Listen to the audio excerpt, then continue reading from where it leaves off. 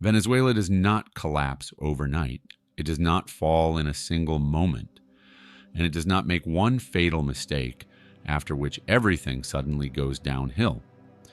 Venezuela moves slowly and predictably, step by step, along a narrow corridor with no visible exit.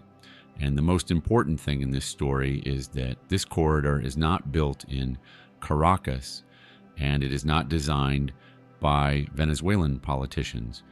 If you look at Venezuela today, the picture appears simple and familiar. Economic crisis, hyperinflation, a collapsing currency, shortages of basic goods, international sanctions, political confrontation, and millions of people leaving the country in search of survival. In the news, all of this is explained in a straightforward way. Incompetent leadership, corruption, the wrong economic model, excessive dependence on oil. It is a convenient explanation. It allows the story to end quickly. It provides someone to blame. And it avoids asking deeper questions that make many people uncomfortable, but this explanation does not answer the central question. Why does the same scenario repeat again and again in different countries that possess enormous natural wealth? Why do nations rich in resources so often end up trapped in permanent crisis? Venezuela is not the first country to find itself in this position, and it will not be the last. When emotions are removed and events are viewed as a process rather than a sequence of headlines, it becomes clear that many decisions now labeled as fatal mistakes were in fact almost inevitable. Because this story is not only about Venezuela, it is about the global system into which Venezuela is embedded, a system that quietly shapes outcomes long before anyone notices. Venezuela holds some of the largest proven oil reserves in the world. This fact has been repeated for decades, presented as a blessing and a guarantee of prosperity. Oil is supposed to mean wealth, influence, and security. But in the modern global economy, oil is not simply a resource. It is an instrument of leverage and a point of control. Global oil trade is tied to the dollar, and this single detail changes everything. It means that what matters most is not who has oil underground, but who controls financial settlements, insurance systems, shipping routes, and access to global markets. As long as Venezuela sells oil within this structure and accepts its rules, it remains tolerable. It can exist inside the system, even if it struggles. But the moment it tries to change the conditions and use oil as a tool of independent policy, it stops being a partner and becomes a problem. Not because it violates international law, but because it steps outside the permitted corridor. Modern conflicts almost never begin with tanks and soldiers. They begin with finance. Sanctions against Venezuela are officially framed as political pressure, as a peaceful alternative to war, as a way to encourage reform.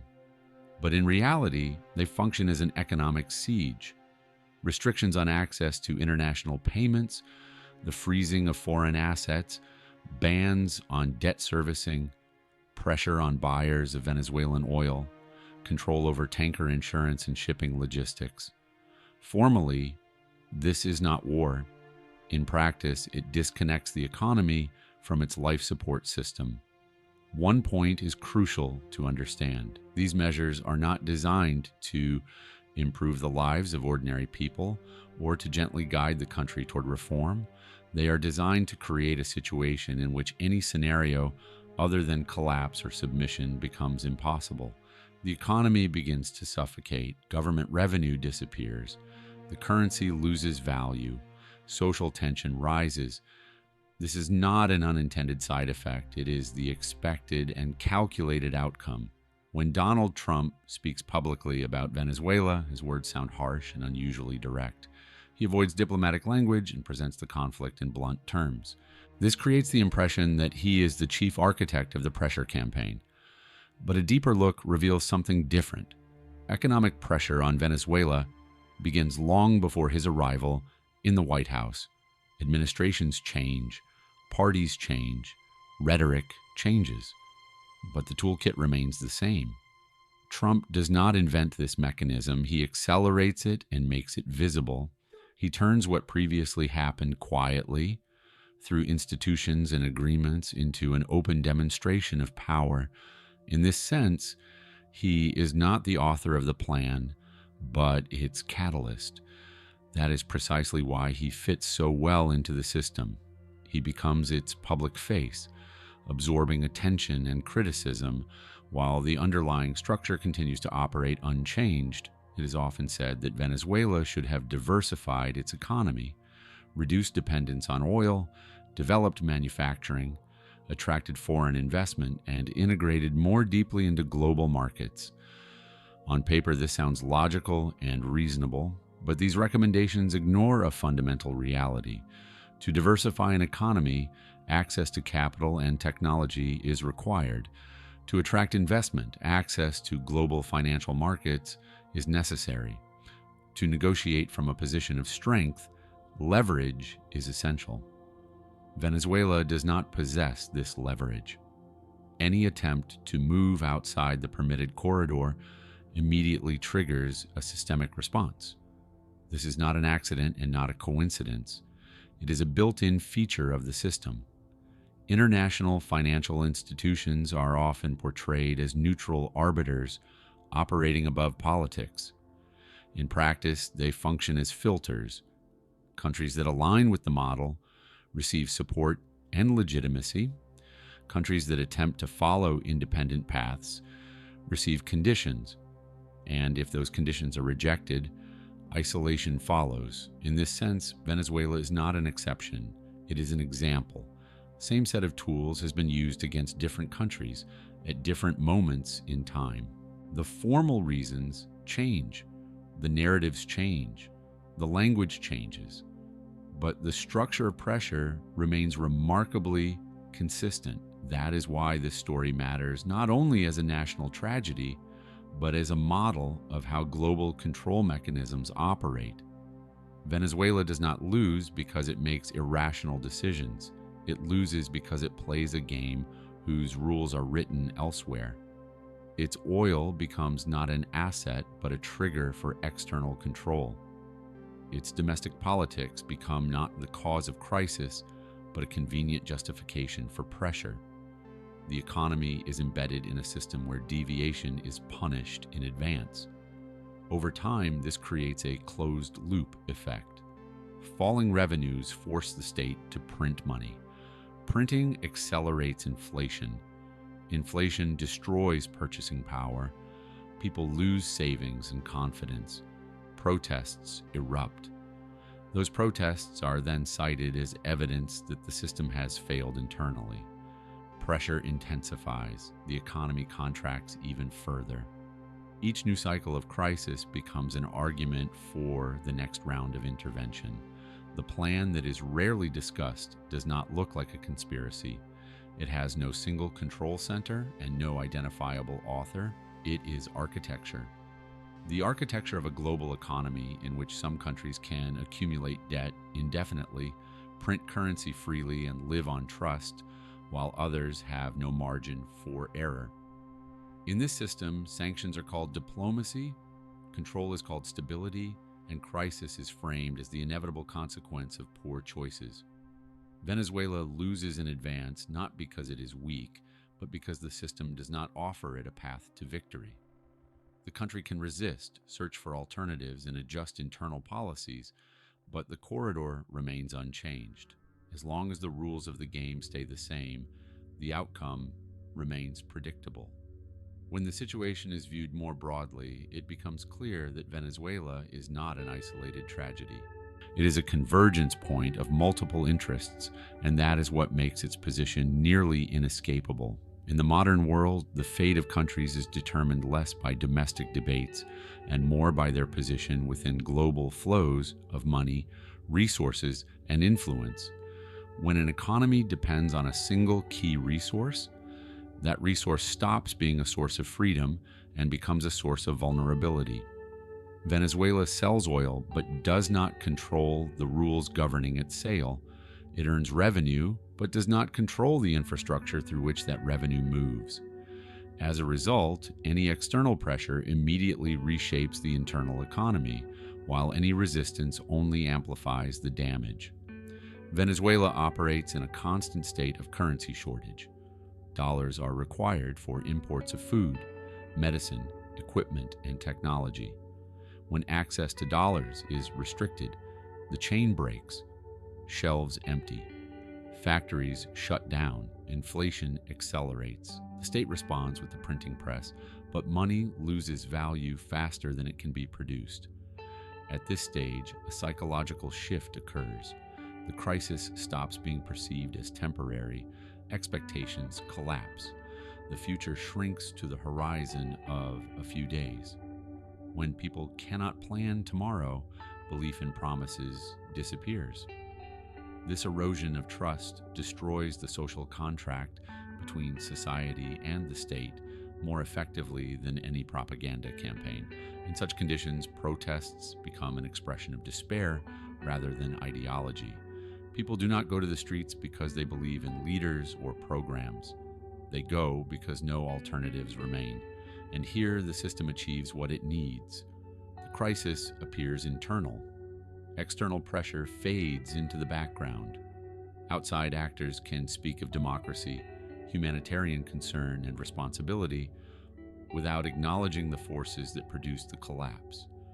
The next layer of pressure then activates the informational one. Venezuela becomes labeled as a failed state, a cautionary tale, an example of what happens when a country challenges the global order. This image hardens over time. It enters media narratives, analytical reports, and expert discussions. The deeper the crisis becomes, the easier this image is to maintain. At this stage, negotiations are inherently unequal. A country under economic suffocation cannot bargain. It can only accept conditions or continue falling. Those conditions rarely offer recovery. They offer compliance in exchange for temporary relief. This is not an exit from the corridor. It is its further narrowing. Financial reputation plays a decisive role. Once a country is labeled unreliable, its debt becomes toxic and its assets risky. Even actors not formally participating in sanctions begin to withdraw, not because they are forbidden, but because the risk becomes too high. Fear of punishment and secondary sanctions proves more effective than direct bans. Venezuela finds itself in a position where every move leads to deterioration. Attempts to bypass restrictions through alternative currencies, barter systems, or informal networks offer short-term survival but no structural solution. An economy cannot grow in semi-shadow. It can only endure, and endurance does not generate development, employment, or trust. At this point, the role of the United States becomes especially visible, not as the only actor, but as the center of gravity of the entire system. Control over financial flows, international institutions, and key markets allows pressure to be applied without direct intervention. This makes the strategy efficient, low cost, and politically safe. There are no soldiers, no official war, and no formal responsibility for humanitarian consequences.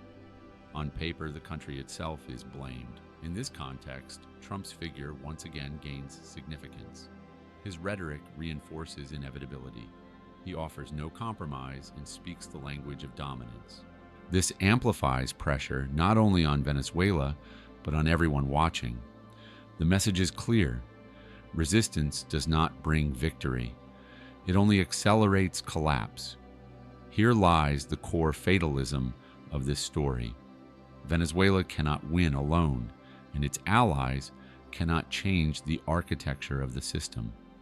As long as the global economy is structured the way it is today, countries with large resources and independent policies will be treated not as partners, but as objects of control. Their fate will be decided not in their capitals, but in distant decision-making centers. That is why the question of Venezuela goes far beyond one country. It touches the logic of the world order itself. Can an independent economy exist in a system where access to money matters more than access to resources? Can a country control its future if it does not control financial rules? And can a crisis be accidental if it is reproduced according to the same pattern again and again? Venezuela has already crossed the point beyond which a return to its previous state is impossible. The economy is dismantled not in one moment, but layer by layer. Each layer of crisis reinforces the next. Social distrust, population outflow, institutional decay. These are the consequences of prolonged pressure, not a single failure. And the longer this process continues, the harder recovery becomes, even if restrictions are lifted. This is the central tragedy. Even if pressure weakens, the damage remains. Lost time, broken connections, and eroded capabilities do not return overnight. A country can change political direction, but it cannot instantly restore trust from markets and investors. The corridor may widen slightly, but it does not disappear. That is why, when it is said that Venezuela lost in advance, it is not about fate or mysticism. It is about a system in which the outcome is embedded in the rules of the game. As long as these rules remain unchanged, the result repeats. Country names change, leaders change, official statements change, but the structure of pressure remains, and that is why the story of Venezuela is a warning, or not about a specific ideology or policy, but about how the modern world operates. A world in which resources without control over finance become a vulnerability, and independence without access to the system turns into an illusion.